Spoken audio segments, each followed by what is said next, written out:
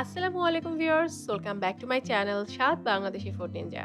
আজকে আপনাদেরকে দেখাবো বেগুন আর আলু দিয়ে খুবই সিম্পল কিন্তু টেস্টি একটা রেসিপি।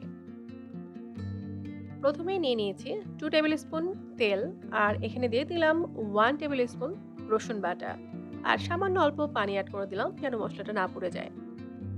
এখন একে একে আমরা বাকি মশলাগুলো এখানে অ্যাড করতে থাকবো।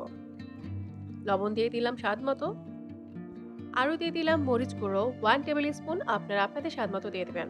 আর এখানে অ্যাড করে দিলাম 1 টিস্পুন হলুদ গুঁড়ো, 1 টিস্পুন ধনিয়া গুঁড়ো এবং 1 টিস্পুন জিরা গুঁড়ো। এখন খুব ভালো করে মশলাটা আমরা কষিয়ে নিব যতক্ষণ পর্যন্ত না তেল ওপরে উঠে আসে। আর যদি আপনার প্রয়োজন মনে হয় তবে অল্প অল্প পানি অ্যাড করতে পারেন যেন মশলা পুড়ে না যায়। এখন আমরা এখানে অ্যাড করে দেব আলু কুচি, এবং আলুগুলোকে কিন্তু আমি একটু মোটা করে কেটেছি।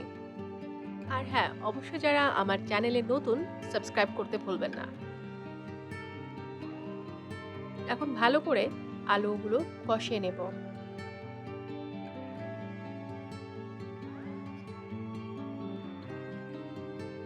আলু কষানো হয়ে গেলে এখানে অ্যাড করে দেব পানি, এবং পানি ঠিক ততটুকুই দিবেন যতটুকু আপনার প্রয়োজন। এই তরকারিটা কিন্তু কিছুটা মাখা মাখাও ভালো লাগে, আবার একটু ঝোল ঝোলও ভালো লাগে। আমি কিন্তু এটা করতেছি একটু ঝোল ঝোল করে। তো আপনারা আপনাদের টেস্ট অনুযায়ী সেটা করবেন।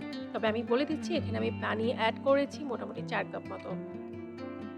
পানিটা ফুটে যাওয়ার পরে আমরা বেগুনটা অ্যাড করব। অবশ্যই মনে রাখবেন পানিটা ফুটে যাওয়ার পরে আমরা বেগুনটা অ্যাড করব, এবং এই টাইমটাতে চুলার জালটা মিডিয়াম থেকে হাই ফ্লেমে থাকবে। এখন আমরা ঢেকে দেব বেগুনটাকে সেদ্ধ হওয়ার জন্য। আমরা ততক্ষণ পর্যন্তই এটি কুক করব যতক্ষণ পর্যন্ত না বেগুন এবং আলুটি ঠিকমতো সেদ্ধ হয়ে যায়। দেখতেই পাচ্ছেন আমার কিন্তু এখানে খুব প্রপার ওয়েতে রান্না হয়ে গেছে, এবং এখানে আমি অ্যাড করে দিলাম কাঁচামরিচ।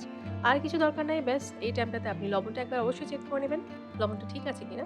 আর আমি কিন্তু এরকম ঝোল ঝোলটে পছন্দ করি, তো সেভাবে আপনাদেরকে রান্না করে দেখালাম। আপনারা চাইলে কিন্তু সেটা অনেকটা মাখো করে করতে পারেন, সেক্ষেত্রে পানিটা অল্প দেবেন। ব্যাস, রেডি হয়ে গেল আমাদের বেগুন আর আলুর খুবই সিম্পল একটা রেসিপি। আশা করব আপনাদের ভালো লেগেছে। রেসিপিটি বানাতে খুব অল্প সময় লাগে। অবশ্যই বাসায় একবার হলেও ট্রাই করবেন এবং জানাবেন কেমন লেগেছে। ভিডিওটি দেখার জন্য ধন্যবাদ।